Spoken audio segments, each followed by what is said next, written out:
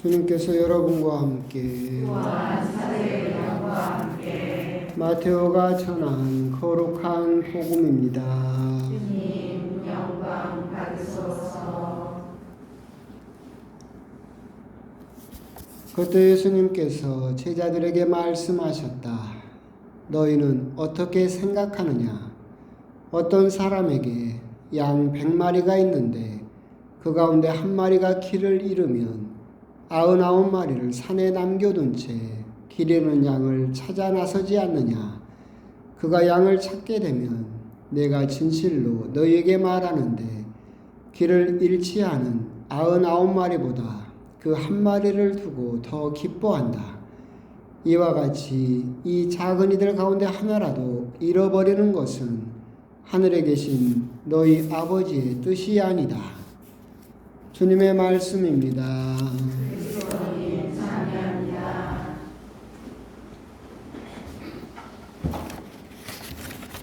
아멘. 주님. 오늘은 대림제 2주간 화요일이죠. 오늘 일독서는 이사야 예언서이고 사실은 여러분들이 그냥 쭉 넘겨버릴 수도 있는 부분이지만 사실은 중요한 어떤 이야기의 시작입니다. 40장부터 시작이죠. 이사야서는 여러분들이 꽤 긴 예언서이긴 하지만 66장까지는 긴 예언서인데 크게 세 부분으로 구분이 되고 시대별로 이렇게 구분이 됩니다. 그러니까 1장부터 39장까지는 이스라엘 사람들이 아직 포로로 끌려가기 전에, 그러니까 자기 땅에서 살고 있을 때, 유다 땅에서 살고 있을 때 그때가 제1 이사야라고 해서 본래의 이사야 예언자가 했던 말이겠죠. 그 다음에 40장, 오늘 나오는 40장 1절, 40장부터 55장까지를 제2 이사야라고 하는데 이것은 이제 유배 때 쓰였던 이 예언서입니다. 그런데 이제 이사야라는 아마도 그 제자 그룹에서 쓰인 거라고 생각이 들고, 그리고 56장부터 66장까지를 제3 이사야라고 하는데 그것은 유배 후에, 그래서 하나의 예언서인 것 같지만 크게 시대별로 유배 가기 전에, 유배 중에, 유배에서 돌아오고 나서 이렇게 세 개의 이사야 예언서가 합해진 것이 여러분들이 보고 있는 이사야 예언서이고, 그 중에서 제일 중요한 것은 그 제2 이사야, 구약 성경의 최고의 영성가라고 부르는 사람의 그 이야기가 오늘 여러분들이 들은 책입니다. 이 제2 이사야를 쉽게 말할 때 위로의 책이라고 부르는데 왜 그렇게 부르냐면 시작이 그렇게 시작합니다. 위로하여라, 위로하여라, 나의 백성을 위로하여라. 포로 생활로 60년 정도 했어요. 그러니까 67년 또는 48년 하지만 대략 60년 정도 바빌론에서 유배 생활을 하면서, 그러니까 계속해서 바빌론 강가에서 고향을 그리워하는 노래를 시편에도 적었듯이 끊임없이 그렇게 고향을 그리워하던 그때 제2 이사야가 와서 이제 너희들 고향으로 되돌아갈 때가 되었다. 이제 너희들 충분히 고생했다. 위로하여라 라는 노래를 부르게 됩니다. 그리고 여러분들이 사선 시기에 독서로서 끊임없이 듣는 고난받는 야훼의 종, 털 깎는 어미 양처럼, 그리고 어린 양처럼 끌려갈 때 아무 말도 하지 않았다. 그가 매를 맞은 것은 우리 때문이었으며 라고 하는 대속적인 죄의 보속을 이야기하던 그 노래가 이 제2 이사야에 들어있는 부분입니다.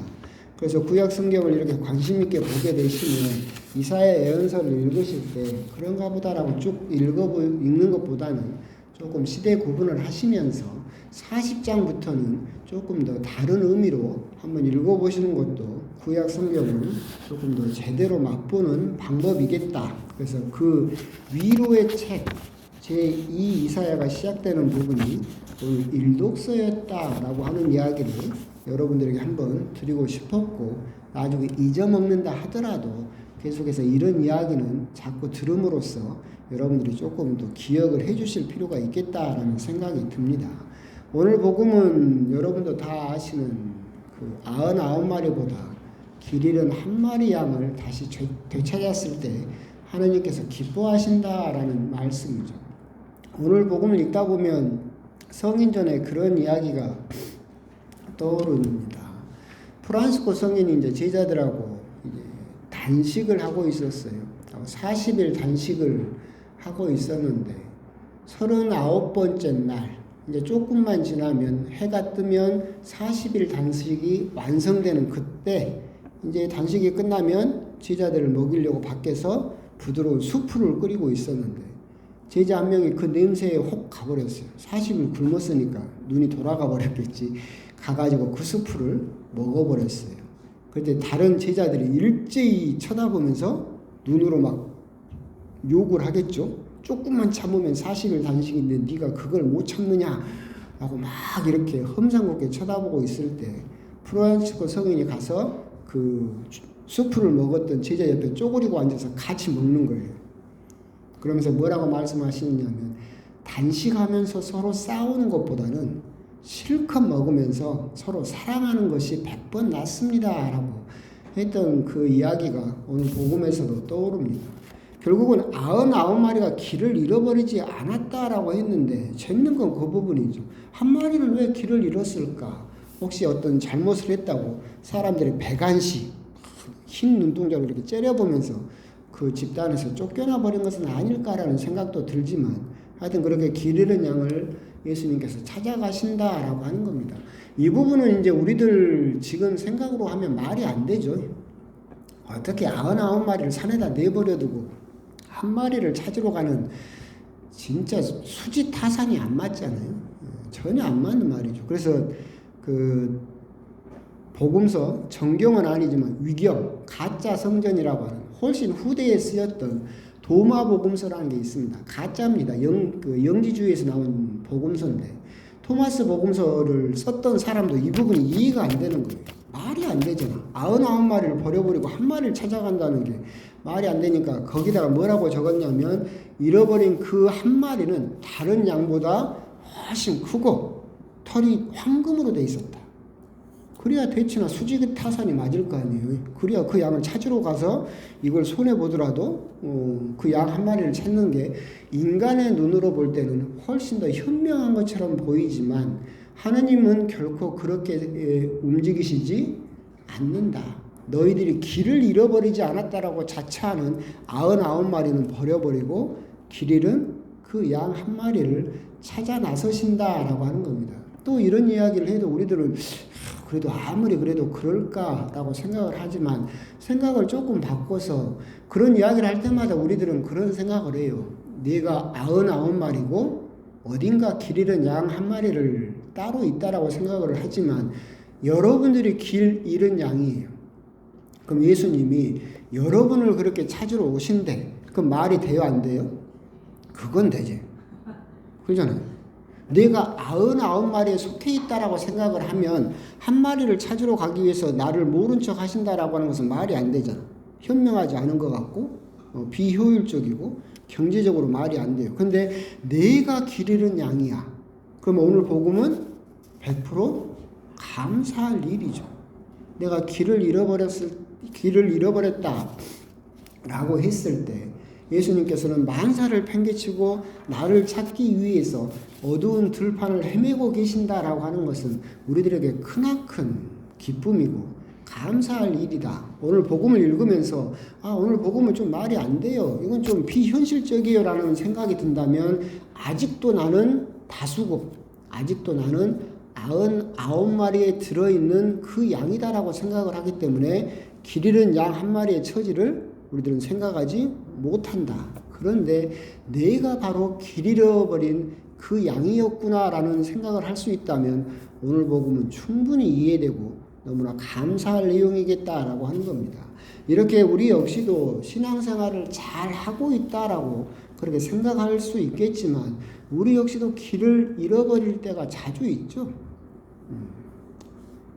몸은 성당을 간다라고 하지만 기도를 할 때라든가 영성생활을 할 때라든가 가끔은 우리 역시도 뭐 때문에 내가 이걸 하고 있을까라는 길을 잃어버릴 때가 참 많죠. 냉담을 하면서 완전히 길을 잃어버린 사람도 있지만 그렇기 때문에 나는 길을 잃어버리지 않을 것이다 라고 장담할 수 있는 신자는 없을 것이다. 우리 역시도 가끔은 또는 자주 길을 잃어버리게 될 것이다 라고 할 때 우리들은 기억해야 될 게 두 가지가 있습니다. 이렇게 잃어버린 양을 예수님께서 찾아오신다. 내가 길을 잃어버리면 예수님이 먼저 나를 찾아오신다라고 할 때 우리가 해야 될 것은 두 가지입니다. 첫 번째, 멈춰라. 길을 잃어버린 양이 자기가 길을 잃어버렸다는 것을 알았어요. 그런데 계속하면 어떻게 돼요? 더 복잡해져요. 길을 잃어버렸다라고 생각이 드는 순간 우리들은 뭘 해야 돼요? 멈춰야 돼요. 내가 어떤 행동이 잘못됐고 내가 뭔가 길을 잃어버렸고 뭔가 잘못되어 가고 있다. 아, 이건 아닌 것 같다라는 생각이 들면 어떻게 해야 돼요? 멈춰야 돼요.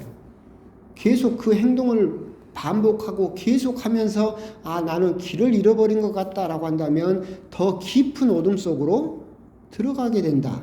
첫 번째, 내가 뭔가 길을 잃어버렸구나라고 생각이 들 때는 그 자리에 멈춰라. 두 번째, 울어라. 양이 목자가 나를 찾아오고 있잖아요. 캄캄한 밤에. 그럼 목자가 나를 발견하려면 그 양이 어떻게 해야 돼요? 울어야죠. 나 여기 있다고 계속 알리는 거죠. 그래야만 목자가 나를 발견할 수 있어요. 내가 길을 잃어버렸다라고 생각이 들 때 두 번째, 아무것도 하지 말고 울어라.